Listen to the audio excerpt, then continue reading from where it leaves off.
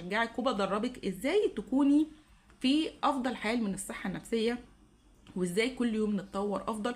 وده بعلم، مش كلام مرسل ولا شغل تنميه بشريه او لايف كوتشنج او الكلام ده كله. احنا مش بنقول كلام مرسل، احنا بنتكلم بعلم. العلم ده بيبقى مرتبط بالمخ، بالنواقل العصبيه اللي في مخنا، او مرتبط بالخلايا العصبيه اللي في مخنا وبآلية شغلها وطريقه عملها. فاحنا في علم النفس بنجمع ما بين الحاجتين دول، لان الاخصائيين النفسيين دايما بيتعاملوا مع الناس من المنطلق ده. بيشوف الشخص ده عنده مشكلة ايه او عنده ايه، وبيبتدي يربط بقى الاحداث الخارجية بشخصية الانسان اللي قدامه نفسه، بالحالة الداخلية اللي جواه. فاحنا ما بنتعاملش بجانب واحد، احنا بنتعامل بجوانب كتير. فعلشان اتعامل معاكم الفترة الجاية وادربكم ان انتوا بنفسكم تقدروا تخلوا نفسكم في افضل حال من الصحة النفسية، اول قاعدة هناخدها معانا ان احنا مش جايين عشان نغير العالم، احنا مش جايين علشان نغير حد، احنا جايين علشان نتعلم ازاي نتعامل مع العالم.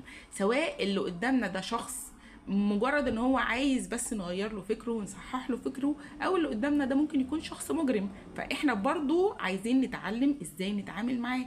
احنا كمرشدين نفسيين او كاخصائيين نفسيين بالنسبه لنا الناس دي كلها حالات، الناس دي كلها المفروض ان احنا بنتعامل معاهم على اساس ان احنا نصحح لهم الاخطاء الفكريه والمعرفيه اللي عندهم، علشان نقدر نخليهم اسوياء او نقدر نوصل بيهم ل جزء كبير من السواء، حتى لو ما وصلناش للشفاء الكامل، ولكن بنحاول نعدل سلوكياتهم ونعدل افكارهم. ده تخصصنا. لكن لو انا هتكلم بعيدا عن تخصصي ومجال دراستي ومجال شغلي ان شاء الله، وهتكلم ان انا بني ادمه عاديه، انا مش مضطره اغير حد. انا عايزه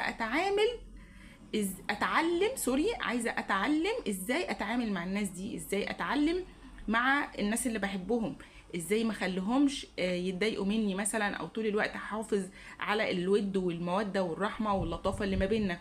عايزه اتعلم ازاي اتعامل مع الناس المؤذيين، ازاي اخليهم ما يقدروش يؤذوني، اوقفهم عند حدهم في الوقت المناسب واعمل لهم حدود. فاحنا محتاجين نتعلم ده، فهنتعلمه مع بعض ان شاء الله. فاول قاعده، احنا مش جايين علشان نغير العالم، احنا جايين علشان نتعلم ازاي نتعامل مع العالم.